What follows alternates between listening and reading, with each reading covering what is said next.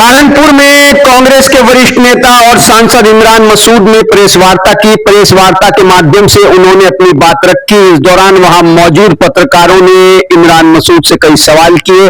सवाल आगामी 2027 के विधानसभा चुनाव में सपा कांग्रेस गठबंधन को लेकर भी हुआ और कई और सवाल भी इमरान मसूद से किए गए।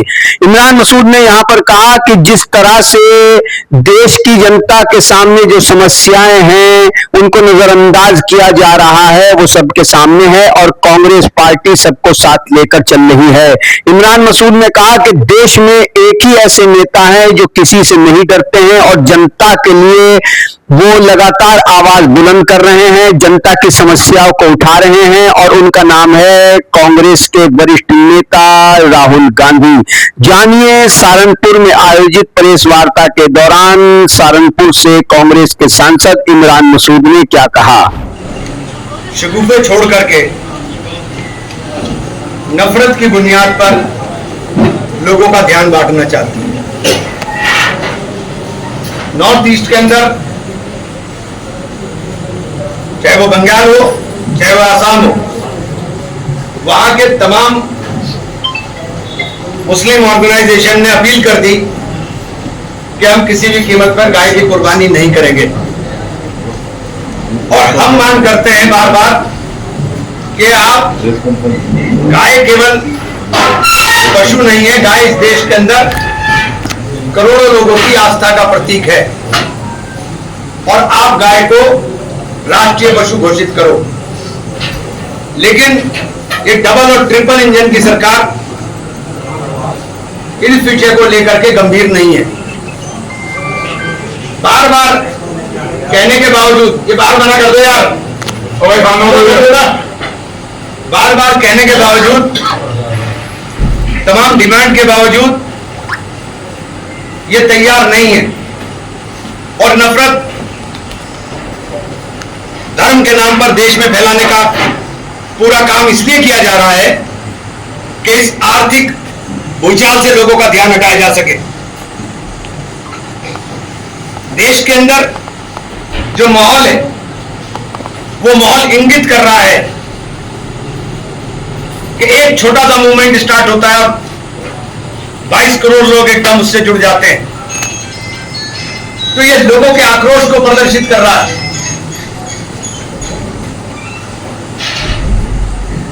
महंगाई जैसे जैसे तेल बढ़ेगा वैसे वैसे बढ़ने का काम होगी और आम आदमी की रीढ़ टूटने का काम हो जाएगा। और ये सब काम केंद्र सरकार की कूटनीति और विदेश नीति के साथ जो इन्होंने खिलवाड़ किया है, अपने दोस्त को दोस्त नहीं समझा और जो बुरे वक्त में साथ रहे उनका साथ छोड़ करके नए साथी तलाशने का प्रयास किया, आज उसका खामियाजा देश की जनता भुगतेगी। देश किस ओर जा रहा है इसके लिए कांग्रेस लगातार आगाह करने का काम कर रही। लास्ट ईयर पार्लियामेंट में राहुल जी ने स्पष्ट रूप से प्रधानमंत्री जी को कहा था कि आपने जो अर्थव्यवस्था उत्पादन आधारित होनी चाहिए थी, आपने उसको उपभोक्ता आधारित कर दिया। आपने बाजार खोल दिया और जो लोकल लोग हैं, जो देश के लोग हैं, अमेरिका के साथ डील की, उसके अंदर आपने वो तमाम सेक्टर्स को खोल दिया जो सेक्टर देश को रोजगार देने का काम कर रहे थे। अभी 5 लाख टन मक्का का आयात हुआ है, तो यहां का मक्का किसान बिल्कुल तबाह हो गया। सोया का आयात आपने खोल दिया, पूरा सेंट्रल इंडिया का किसान तबाह हो जाएगा। तो ये जो पॉलिसीज हैं कि हम अमेरिका के आगे इतना सरेंडर हो गए कि अमेरिका हमको बताता है कि हमको तेल कहां से खरीदना है। ईरान के विदेश मंत्री हिंदुस्तान आकर के कहते हैं कि हम देश को, भारत को सस्ता तेल देना चाहते हैं, लेकिन अमेरिका के आगे अमेरिका से दबाव में प्रधानमंत्री जी सस्ता तेल नहीं खरीद रहे, उसका भुगतान देश की जनता कर रही। आम आदमी का ध्यान इन मुद्दों पर न रहे, इसलिए नफरत के मुद्दों को लगातार हाईलाइट किया जा रहा है। बकरीद का त्योहार है, मैं सबसे अपील करता हूं कि सरकार की गाइडलाइन का पूरी तरह का पूर्णतः पालन करें। इनको यह मौका ना दें कि नफरत फैला सके, इनको यह मौका मत दें कि ये लोगों का ध्यान इधर से हटा सके। अभी 1 महीने के अंदर लाइनें होंगी पेट्रोल पंप के ऊपर और ये तेल का दाम आसमान को छूने जा रहा है। इसलिए हम लोगों ने पूरे देश के अंदर कांग्रेस राहुल जी के नेतृत्व में, खड़गे जी के नेतृत्व में, नेता प्रियंका जी के नेतृत्व में पूरे देश के अंदर सरकार की पोल खोल अभियान चला रही है और जगह जगह हम लोग कार्यक्रम आयोजित कर रहे हैं। आप लोग लोकतंत्र के चौथे स्तंभ हैं, यह आपकी भी जिम्मेदारी है कि आप देश के वर्तमान हालात से लोगों को अवगत कराने का काम करें। देश में नौजवान की बेरोजगारी के आंकड़े सरकार ने पिछले 8 साल से जारी नहीं किए, क्योंकि वो स्थिति बड़ी भयावह है। जब आपने रोजगार का वादा किया था तो पर्चे नहीं खोलते, न बच्चे पढ़ेंगे न नौकरी मांगेंगे। जो परीक्षाएं नौकरी के लिए की गई उनके पर्चे लीक हुए। सरकार के अंदर दलित वर्ग को नौकरी ना देनी पड़े, इसके लिए आरक्षण के तहत उनको संवैधानिक बाध्यता है कि नौकरी देनी पड़ेगी। इसके लिए पूरे सिस्टम के अंदर इन्होंने ठेका प्रथा चालू कर दी।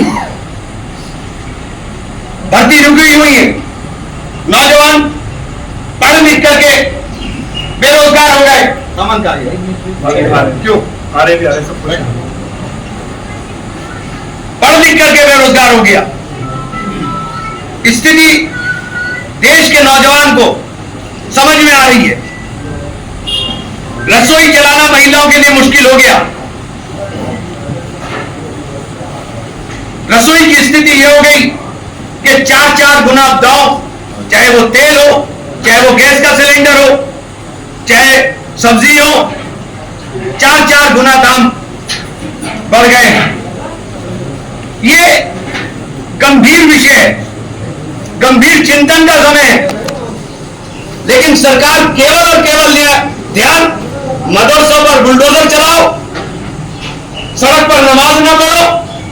कोई मुसलमान सड़क पर नमाज नहीं पढ़ेगा,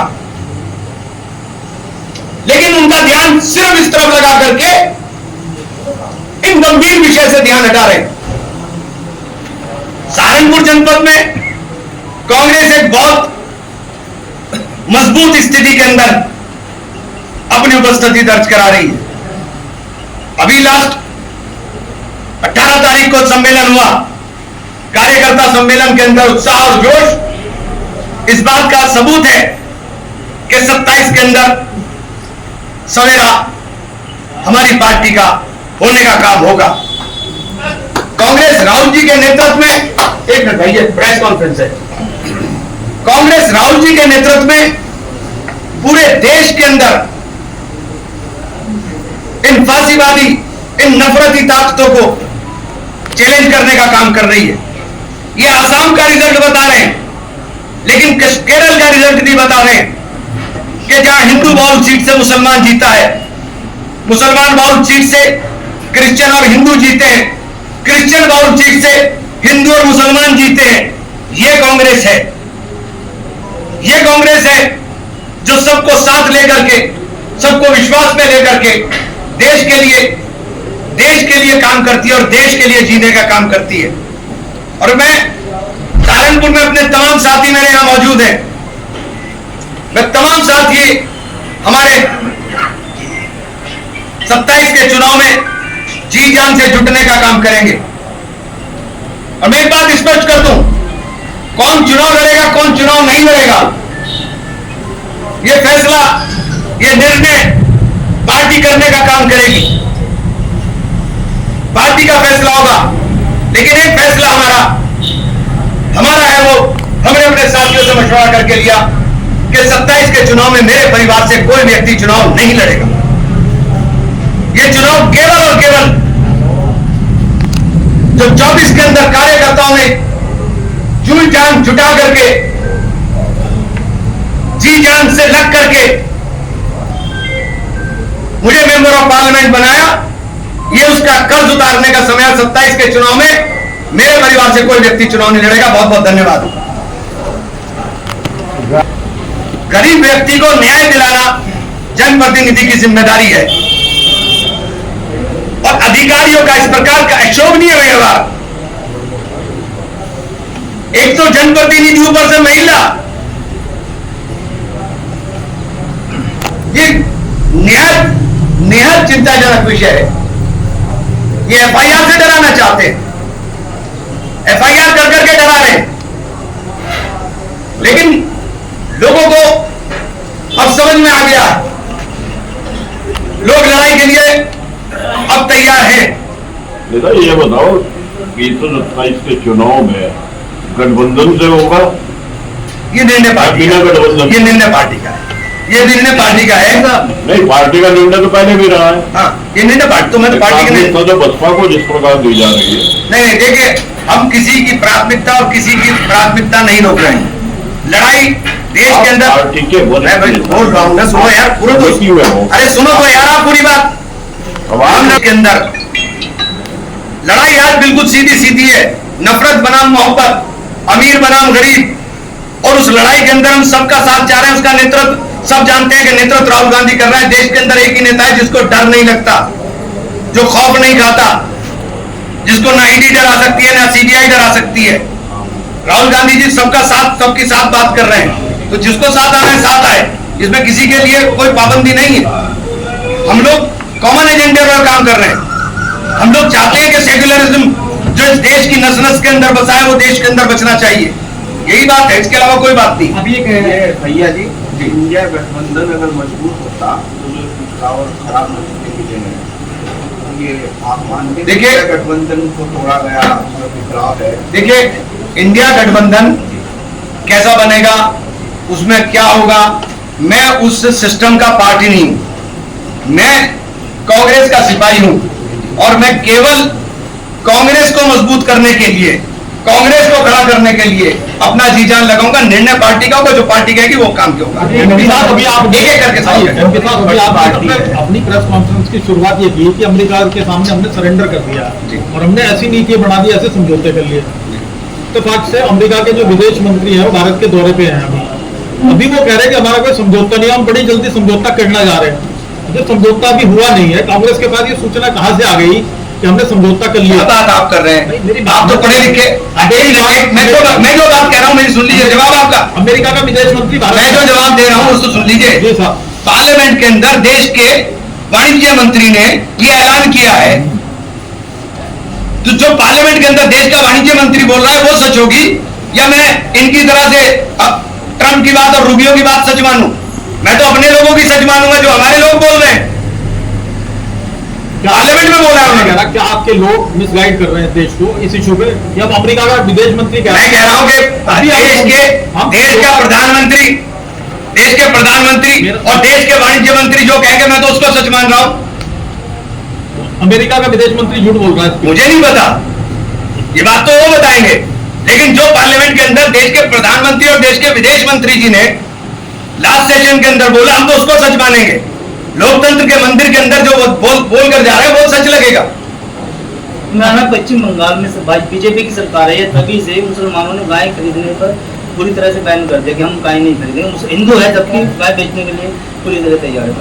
मुसलमानों ने तय कर लिया कि हम गाय की कुर्बानी नहीं करेंगे, अब अपने भाइयों की आस्था का सम्मान करेंगे, उसे गाय को राष्ट्रीय पशु घोषित करिए।